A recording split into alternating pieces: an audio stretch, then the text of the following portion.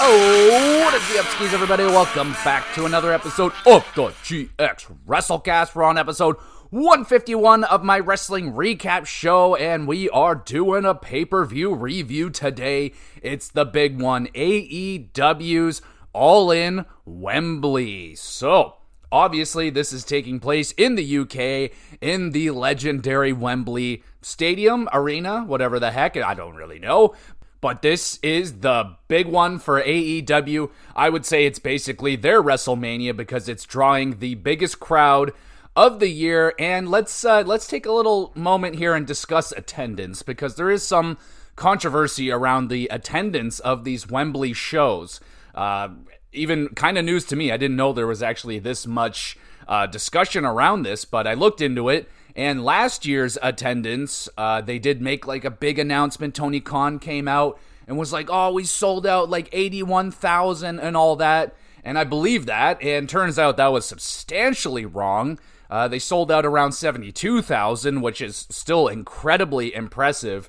But they fluffed up those numbers about, 10 to 12,000. So that's a big one.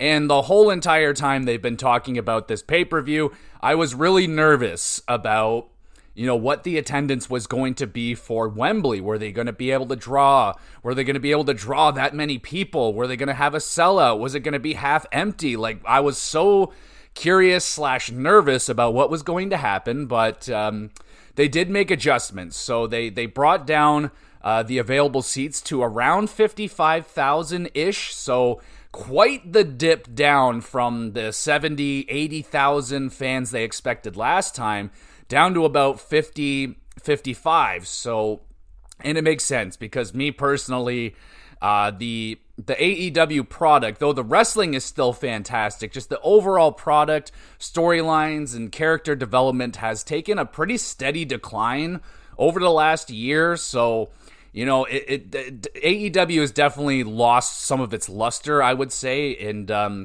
for a while there, I was much more enjoying AEW product over the WWE product. That has shifted over the last year and a half. I actually prefer the WWE product now, especially now that it's under new management and all that great stuff. So, this is a big, important show for them. And the attendance for the show was... They did not make any big hoopla, no big announcements or anything like that, but from what I can read, the attendance was around 52, 53,000 people, with still around 1,500, 2,000 tickets available, so it wasn't a sellout. It was a bit of a scramble. They were adding extra seats. They were doing this all the way up until the final freaking, hours before the show began. They were still kind of adjusting, but we can see that there was around 53,000 people there, which is still a crazy amount of people, but it is quite the drastic drop-off in the amount of people that were at last year's Wembley. So a little bit of just kind of showing the dive that AEW is taking a little bit in popularity. Hopefully they can pull out of it. I mean, we'll see what happens. Let's talk about this show. Let's see how the show was. There's a lot of wrestling to talk about. So we'll start with the 0 hour. Now, they added a bunch of matches. What I was joking with my wife was they had everybody. They brought all the wrestlers over and they're like, all right, who's in a match tonight? Who's got a match? And everyone raised their hands. All right, go over here, go get ready and whatever. And then whoever was left, they're like, all right, you guys pick teams, and we'll just give you a bunch of massive tag team matches. And we kick it off with a fucking 16-man tag team match, a.k.a. get everybody on the card match. Everybody who's here and doesn't have something to do, get in this tag team match. Let's get out there and make some money, I guess. So, everybody's in this match. You got Private Party, Dark Order, Anthony Ogogo, fucking Satnam Singh, Lethal. They're all going up against Fletcher, Romero, Sabian. And let me just take a side note with Sabian. Can you come over here for a second, Kip? What the fuck is your last goddamn name? Is it Sabian with a B or Sapien? I swear to God they change it every other week. I am getting very confused and annoyed with you, Mr. Kip. So I guess now you're Sabian with a B. Billington is also in this match, and Top Flight. Holy shit, let's get in there. Kip comes in hot with a springboard drop kick, goes for the kip up, but that just does not happen. I busted freaking laughing at that one. That kip up, he didn't even get close. Like, it was rather hilarious to me, but he just, went right through it. Didn't take a second to, deal with the mess up. But I saw it. It was fucking hilarious to me. Team Top Flight take flight off the four corners altogether. That was pretty cool. Thumbs up for that. Private Party nail the gin and juice, and then they dance. Dark Order hit that huge combo on Fletcher. I love it. Dante nails a huge hang time splash on Daivari to grab the win for the good guys. I think it's the good guys. I don't know, it's a huge mix of people. Again, a bit hard to follow with 16 freaking wrestlers. I'm not even sure if half of them did anything. Like, did Singh do anything? I think Leo Rush was out there. I didn't notice him doing anything. There were a couple of good spots. Dark Order. Why don't they use Dark Order? I freaking love these guys. Why? I never see Dark Order. Like, it's very disappointing. I want more of them. 6 out of 10, I guess. It was an absolute mess. Now we get the mixed tag team match. This was the only one that was actually announced for the 0 hour. All the other ones, they just shoved in there. I didn't see any announcements for those matches, but this one was actually announced. Stokely Hathaway and Chris Statlander going up against Tomohiro Ishii and Willow Nightingale in a mixed tag team match. Stokely immediately tags out, absolutely terrified of the Stone Pitbull. That's giggle worthy. Hathaway pulls the rope, sending Willow to the floor. Ishii finally gets his hands on Hathaway, hits him with some strikes. Statlander comes in, starts attacking Ishii. Ishii's like, well, I don't know what to do with my hands. I can't hit her. Statlander sends Tomohiro Ishii, they called him Tom on commentary. That made me laugh, so now Tomohiro Ishii is Tom. Statlander sends Tom into the Stokely Spinebuster, which Ishii pops right back up and to a stun Stokely. That was freaking hilarious. Thumbs up for that. Ishii powerbombs Stokely. Willow pounces Chris. Ishii nails the sliding lariat to destroy Hathaway for the victory.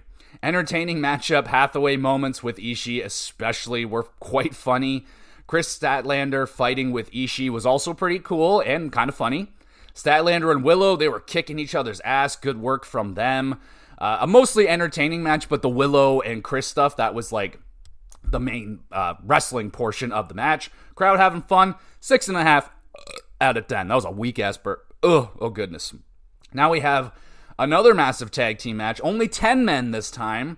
It's Gates of Agony, Con Leon, Brian Cage. We got Undisputed Kingdoms, Bennett and Taven in there as well. They're going against Sammy Guevara, Shibata, Ross and Marshall Von Erich, and Dustin Rhodes. Holy jumping. So, we get, who the hell? Oh, Gates of Agony are wearing like these cool ceremonial outfits, I think. I'm not sure, but they look cool.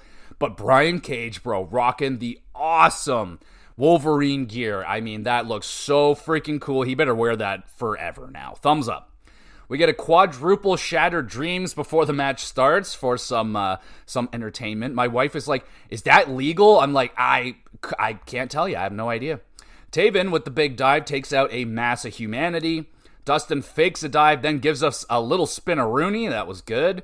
Brian picks up Dustin, throws him out of the ring onto the pile of people. Cage front flip dive. Not a single person of all those people catches poor Brian. He takes a mean flat back on the floor for fuck's sakes. Guevara, ridiculous shooting star dive right after that. Everybody catches Sammy. It was nice though. Thumbs up. Brian Rough Knight takes the Super Tower of Doom. Cage of Agony powerbomb on Shibata fails, so they just do it to Dustin instead.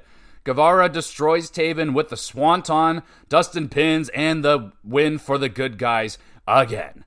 A wild 10-man tag team match. Some slip-ups in there on some spots here and there, but there was so freaking many of them, they really just kind of slipped through the cracks. Guevara doing some wild high flying. My goodness. So was Taven and Brian Cage. Everyone's flying around. Cage is like fucking 300 pounds. He shouldn't be. It's crazy. Some close near falls. 7 bad guys attack after the bell, or I guess the bad guys, I don't know. The legend, Von Erich, applies the claw with his boys to again defeat those bad men. There you go. And then before we end with the 0 hour, we got Saraya. She brings out her whole entire family to cut off a pissed off promo. Saraya is upset she isn't on the card in her home country.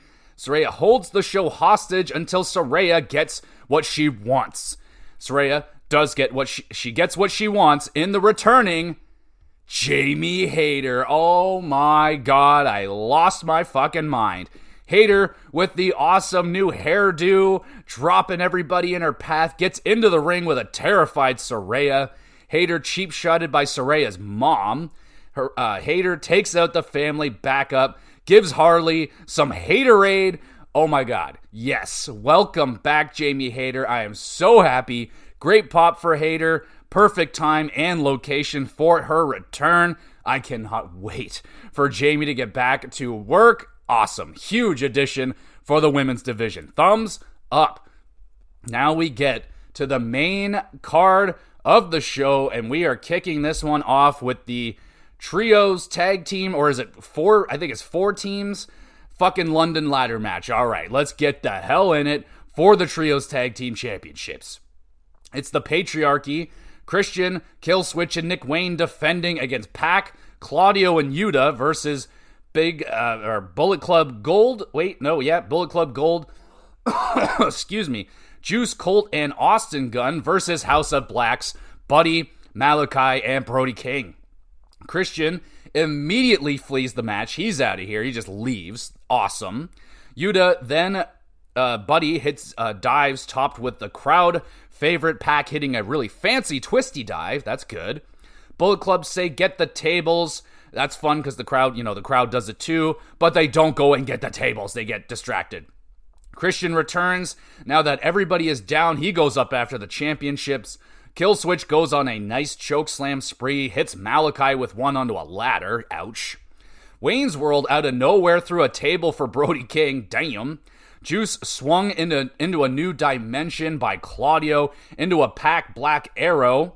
Claudio and Brody climb the ladder with the guns on their backs. Then they all fall backwards through a couple of tables. Big spot right there. Wayne hits through the ropes. Destroyer through a table onto Malachi. Doesn't get the table like all the way to kind of just get the corner of it, but a really cool move right there from Nick Wayne. Christian knocks Juice off of a tall ladder, hits a cool anti-air move, and then throws a chair right at Pac. That was fun. Christian using hairspray to blind Yuta. Juice then takes the hairspray and sprays Mama Wayne with it. Killswitch shoves Juice into a table. The table doesn't break, but still looks painful. Christian spears Buddy off of a ladder, gets a piece of the table again. Man, those tables, they're just not breaking perfectly, but still a cool-ass move.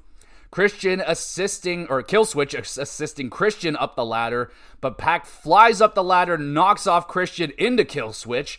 Pac takes down the titles, and new Trios champions. It's Claudio, Yuta, and Pac. Awesome way to start the main card with the ladder match. Lots of big spots. It just seemed like none of them really connected perfectly. Like, none were like bad that they were like, oh, they fucked up that spot. It's just like, oh, they didn't get it like absolutely perfectly. Didn't break the table nice cleanly in half. Shit like that. But lots of great spots. Crowd was loving it, especially lost it when Mama Wayne was about to get pile driven through the table by Juice. I wanted that to happen so bad. Ladders seemed fucking too small or too big. Like, where was that middle-sized ladder? They needed that. It was a little bit annoying.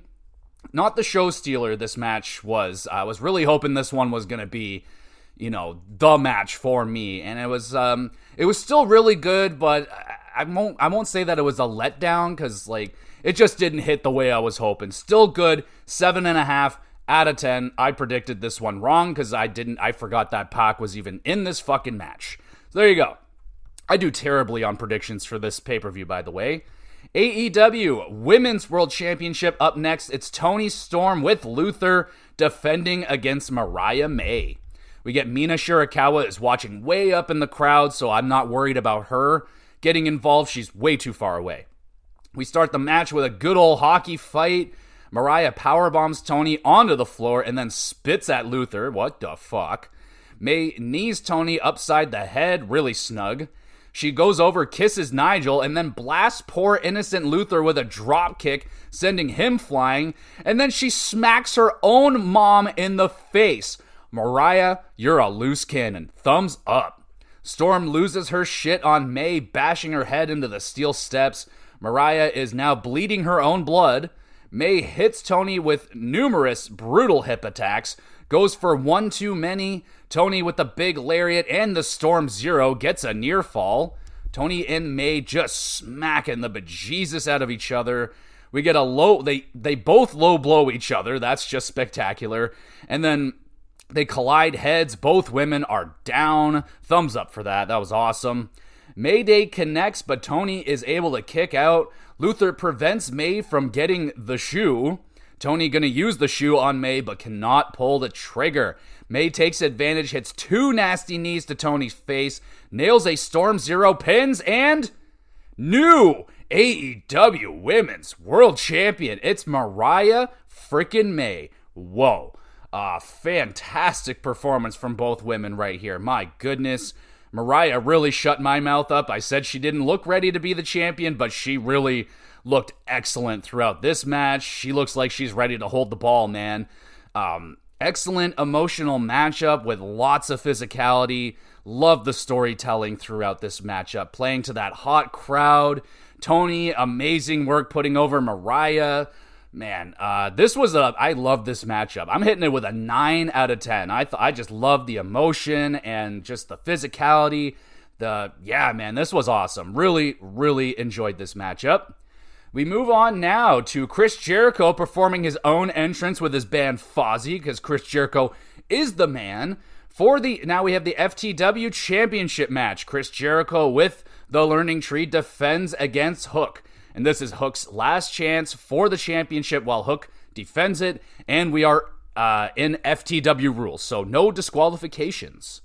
Learning Tree immediately gang up on Hook. Just, fuck it, we're all here. Let's just beat the shit out of them. Jericho brings in pool cues and some cricket balls. Hook counter suplexes Chris allegedly onto the ball. I didn't see that, but sure, let's go with that. Hook goes to town with the cricket bat, throwing balls at Chris, hitting him with the bat. Great stuff. Hook using the bat to choke and suplex poor Jericho. Chris's walls is countered into a walls by Hook. Bill with the big save, crowd just loving themselves some Big Bill. I love that. Hook is brained with a trash can. Hook takes his eye patch off, and magically, he can see again. I mean, maybe it was because you had the eye patch on, you couldn't see. You take it off, you can see. Magic. Jericho accidentally hits Bill with a pool cue, sending Big Bill through a barbed wire table. My goodness, thumbs up. Hook applies the red rum. Brian Keith shows up and attacks Hook. Taz has seen enough. He locks Keith in the Taz mission. Fuck yeah. Hook, red rum, Jericho taps out, and new FTW champion. So many new champions. It's Hook. Shout out to the FTW rules. Really made this match a ton of fun. I really enjoyed Learning Tree just getting involved immediately, like not wasting time. That was kind of refreshing. Fun weapons were used, lots of bumps. Crowd really, really wanted Big Bill to do something like destroy Hook, just do something big.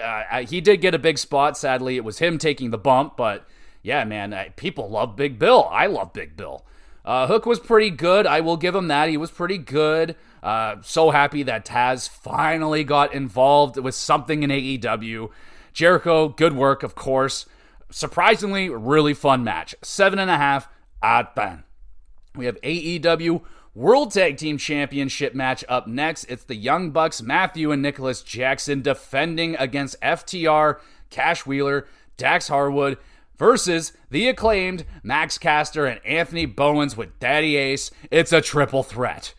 I'm digging the Bucks' Beatles, Sgt. Pepper's inspired gear. I love the Beatles, so hell yeah.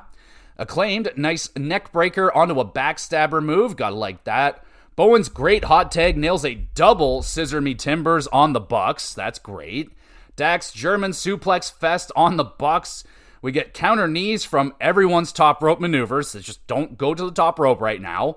FTR nail Matthew with a shatter machine. The ref is yanked out of the ring. Caster hits an EVP trigger with Matthew, and then a shatter machine with FTR. The fuck is going on here? I love that. Thumbs up. Bucks double low blow. The referee does not see it. Bucks super kick party. They get a near fall.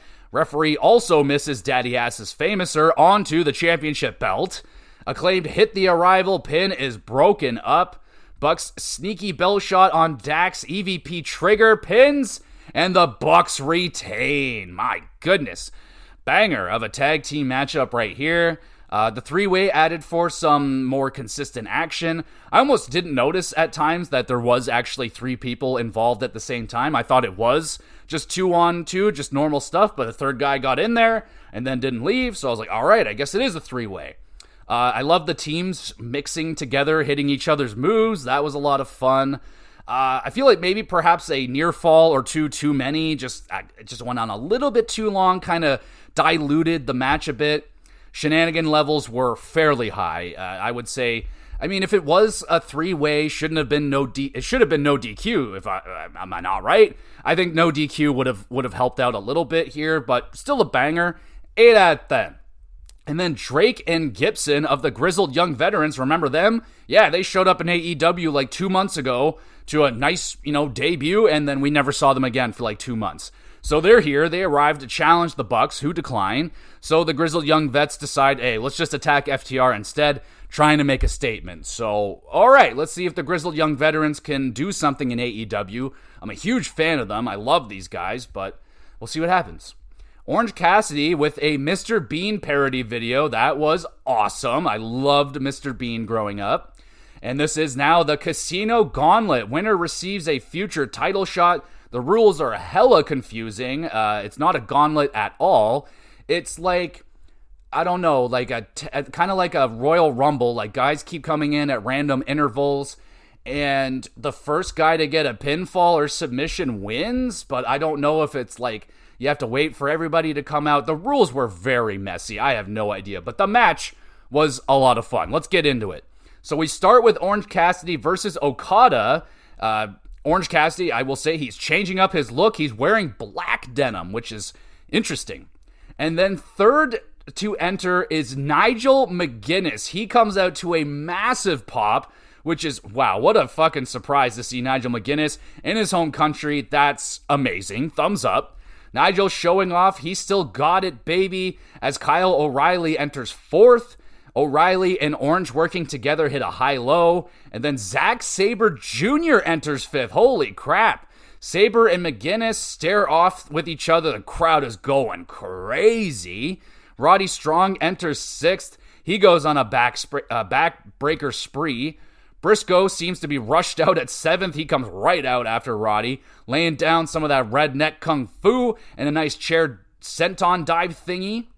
Hangman enters. He gets some fireworks because he's special. He comes in at eighth. Hangman is destroying everybody, nails a wicked, awesome Deadeye on Orange Cassidy. They say the final entrant is Jeff Jarrett. Many more people come out, but the crowd goes fucking crazy for Jeff Jarrett. Just blows my mind.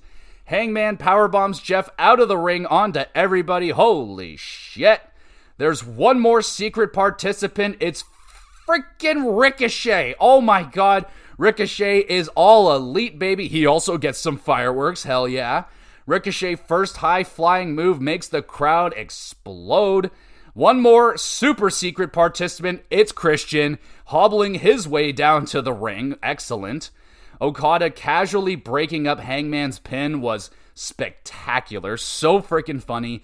And then Jarrett brains Page in the face with a guitar. Wow, that looked incredibly painful. Thumbs up. Nigel hits the Tower of London. Crowd goes nuts. He gets a near fall. Luchasaurus enters next because fuck it, let's just keep throwing people in. Luchasaurus grabs Christian by the neck and then just lets him go to chokeslam Kyle, places Christian onto the pin, and Christian Cage wins the Casino Gauntlet. The fuck? My goodness, this was legitimately an all-star matchup. Ridiculous amount of talent in the ring. It was like legends of Ring of Honor, legends of like all the indie shows. Like, it was amazing. So many people love the surprises, like Nigel, Zack Sabre, and fucking Ricochet's here now. Hell yeah. Great pace throughout. Everyone getting a little moment or two. Crowd lost it multiple times throughout the show. The finish was a bit lame. I did not like that finish. They really should have pulled that Luchasaurus trigger. What are they thinking with that, man? Like, now that was the time, that was the place, and they didn't do it. So, yeah, that finish hurts the match a little bit, but still awesome. 8.5 out of 10. And we just keep on rolling. It's the American Championship match. Maxwell Jacob Friedman defending against Will Ospreay. Ospreay's Assassin's Creed-inspired gear and entrance, so sick. I love the gear with the gold and the red, looks awesome. And MJF's super patriotic gear and entrance, very nice as well. Max mean powerbomb, then the kangaroo kick mocking the crowd. Ospreay moonsaults over the ropes. Max with the impressive catch into a tombstone on the floor. Damn, that's a thumbs up. Max dropped over the ropes, or he's draped over the ropes. Will nails a shooting star press.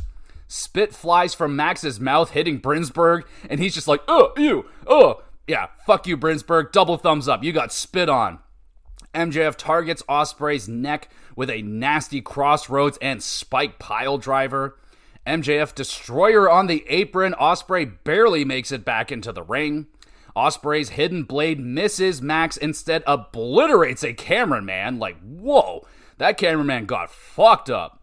Max nails Will with the championship and a brain buster. Ospreay kicks out. Referee takes a bump, he's down. Max low blow goes to use an object, but Garcia shows up to stop MJF.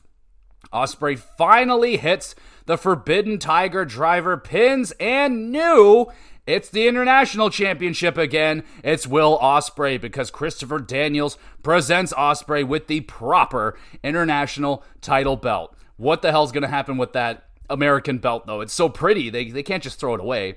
A short but sweet run as champion for Max. I mean, he did everything he could in that limited run.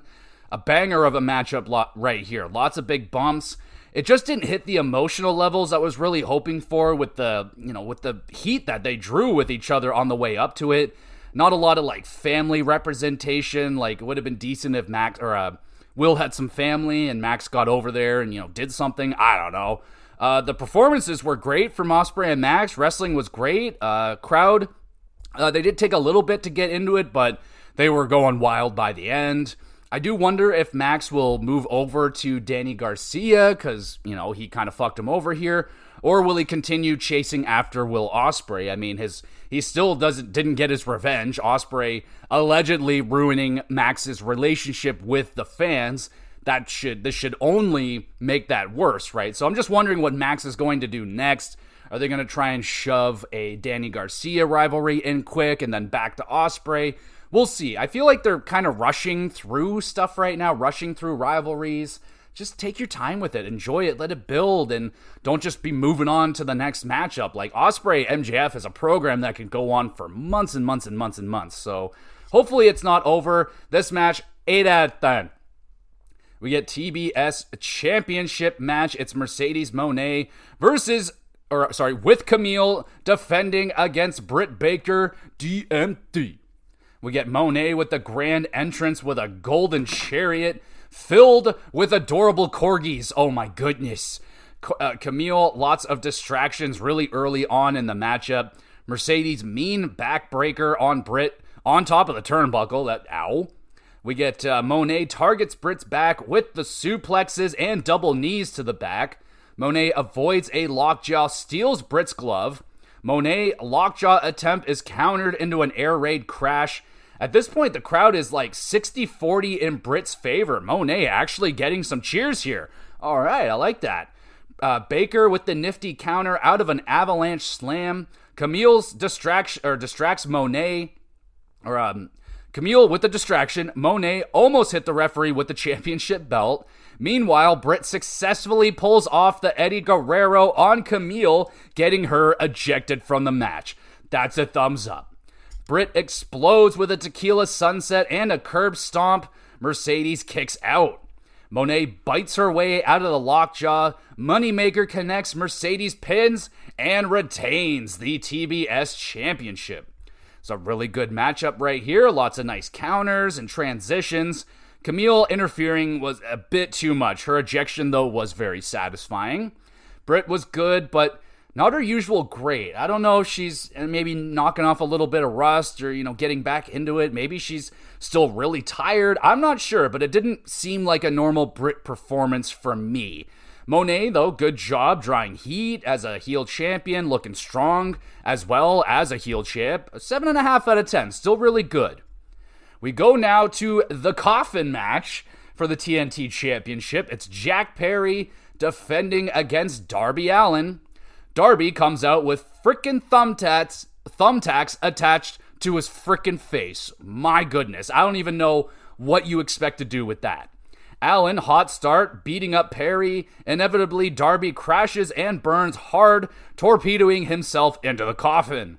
Perry pours out a bag of broken glass into the ring. The crowd is going absolutely loco for this. Darby drops in on Jack's back with a skateboard. I think it had thumbtacks on it. Perry's all cut up. Darby's hand is taped, or he gets his hands taped together, still able to hit a coffin drop off the top to the floor. Freaking silly.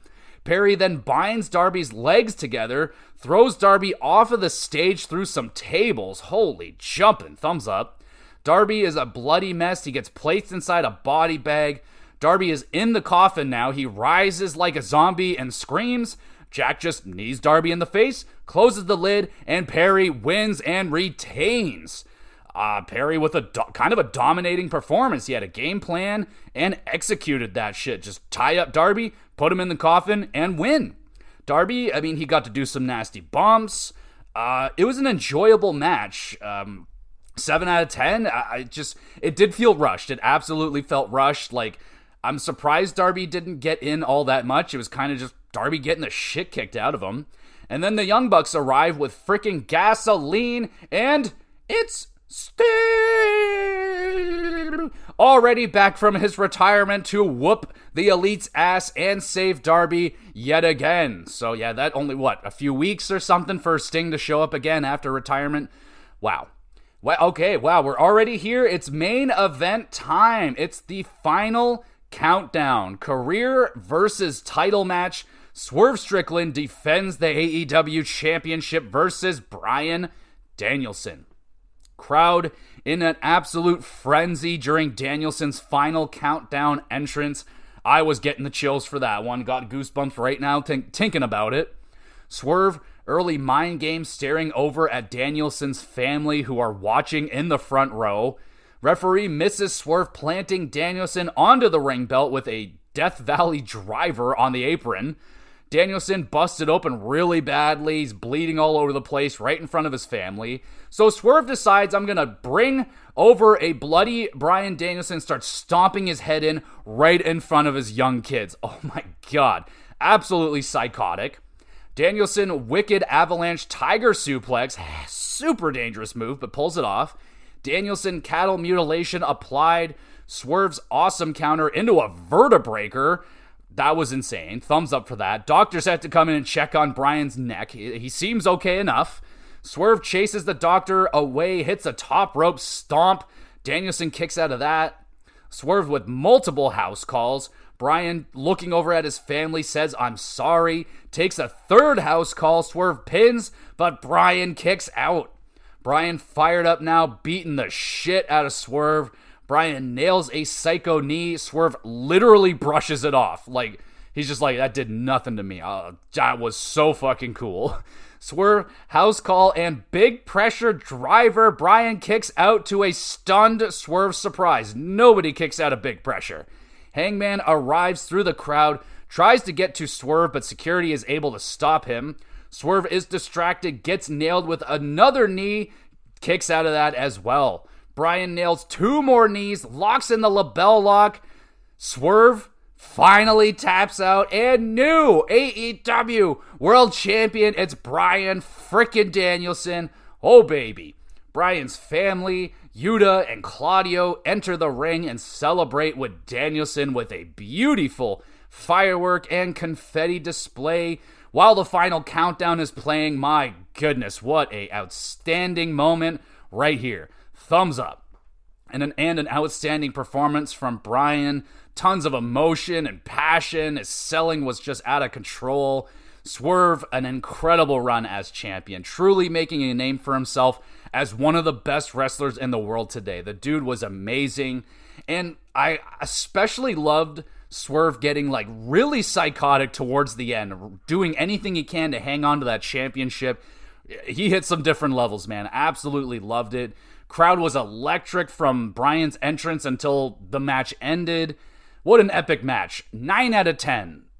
And that is the end of the show, ending on a massively high note with the big Danielson celebration. Hell of a sequel for All In Wembley. I will say I did enjoy the first Wembley a little bit more than this one, but still a great show. Crowd was ridiculous, amazing, lots of energy throughout the show. Great job from y'all. Thumbs up for Wembley.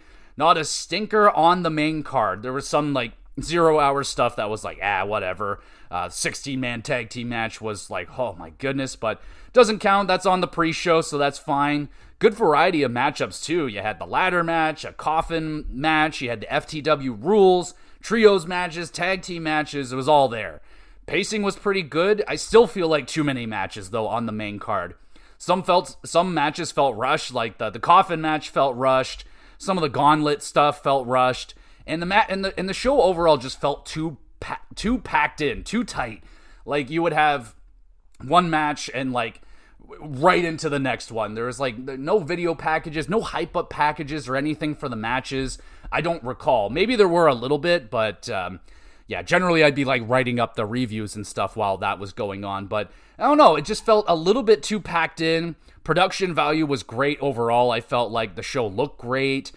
No like audio problems, no big miscues or anything like that I noticed. Wrestling mostly awesome throughout the show as expected. The gauntlet match was a ton of fun with great cameos. That was a highlight for me. Big AEW title matches, I would say, stole the show. May and Tony absolutely killed it. Danielson and Swerve lived up to expectations. I mean, I would say Tony and May way surpassed my expectations. They killed it. I do wish I got my Luchasaurus turn. That was like the one thing I was like, you gotta do this, man. This is the time, and they didn't do it. They faked us out for like the 30th time. Like you're dangerously close from like you're screwing this up, I think, honestly. Some great moments overall. I mean, Danielson's win with the big confetti celebration with his family. That's gonna be an all-time AEW moment for the history books. Absolutely. My favorite match, I think, honestly, the gauntlet was, like, my favorite.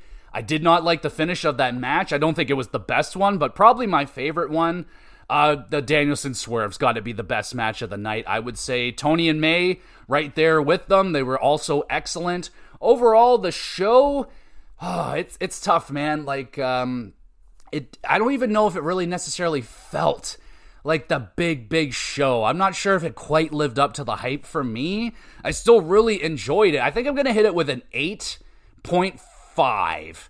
I may revisit that. We'll see, but I think I'm going to stick with my 8.5 that I have. I don't know, man. Like, I'll stick with it. I'll hold that 8.5. I thought the show was great. So much amazing wrestling. Lots of great moments. Tons of title changes, too, especially, like, in a row. There was like 3 straight title changes at the beginning of the show. So, I don't know, maybe they could, it doesn't really matter. Like, I don't think that has anything to do with anything. It is what it is. Lots of new champions. Some people retained. Some people didn't. I did terrible on my predictions. I got like fucking 2 things right. I'm an idiot. I just was not on the ball right here. I definitely was picking with my heart. And not what I was, should have went with my gut instead of my heart. But it is what it is. 8.5 for Wembley. Let me know what your favorite matches of the show were and what was your least favorite match. I don't really know if I had, like, my least favorite match would be stuff on the pre-show. 16-man tag team match. It's just too many fucking people. Kind of annoying, but I didn't think there was anything bad on this show whatsoever other than Luchasaurus not turning. Like, they got to get that done. I feel like when they finally do make the turn happen, people are just going to be like, oh, well, about fucking time. Like, geez, what were you waiting for? Like, my goodness. It really does make Luchasaurus look like a fucking pushover idiot, man. Like, how much bad treatment are you going to deal with before you finally stand up for yourself? Like, I don't know, man. Am I on an island alone here? Are they ruining Luchasaurus's turn on Christian? Like, this should have happened a while ago, I feel like, but at least we get to see Christian continue to be a heel, so that's a lot of fun. And we'll see what the future holds for AEW after the big show. Like I said, with the attendance, there was a pretty drastic drop-off in attendance from the first Wembley to the second Wembley, and I don't think they're doing Wembley anymore. I think that's it. I believe that they're going to come back to the UK, but I don't think they're going to be doing Wembley anymore, and that's sad because it was a lot of fun for them to do Wembley, but I just don't think AEW is sustaining the audiences right now to pull off a Wembley show. 50,000 people is a lot of people. That's an amazing amount of people to draw to your show. That's nothing to be ashamed of or anything, but I think Wembley at this point is a little bit out of their reach right now. Wembley's too big, but hey, get back to the writing fucking room, write up some good storylines for people, get some character development going, and continue to have the matches that you're putting on, and AEW should be back at the top in no time, but easier said than done. Again, let me know what your favorite matches was. Let me know what you thought of the show overall. Was it good? Did you not like it? Was it a disappointment? Or did it live up to your expectations? I mean, they've been pushing this show since the end of the first Wembley show. They've been talking about it for a whole entire year, nonstop, every single week. So yeah, it's got a little bit just like, oh, okay, let's just get this fucking show over with, and it's done. So there you go. Thank you, everybody, so much for listening. You the best. You want to be even more of the best, make sure you're hitting that like button and review the podcast. Share it with a friend or two. That would be excellent. In terms of what else we got going on with the podcast, I did a Metal Gear Solid review on the GamerCast. That was a big one. That game was absolutely sensational. So if you want to hear me just go on about how amazing that game was, go listen to that review, please and thank you. You can go back and listen to any of the GamerCast episodes because they age like a fine wine, I'm told. And with the HockeyCast continuing on my overview of the entire NHL, going through all of the teams, making predictions of where they are, where they're going, all that shit. Talking about contracts and prospects, predictions, all that great stuff. On top of the NHL news, which is starting to ramp up a little bit because we are getting close to the NHL regular season starting up, where we're not that far away. So go over there, get your NHL news and your wrestling recap, of course, along with the pay-per-view reviews. Going to be a lot of fun, so make sure you're sticking around with the GX Plus Cast, and we'll be back with some more GX Plus Cast. Idiot.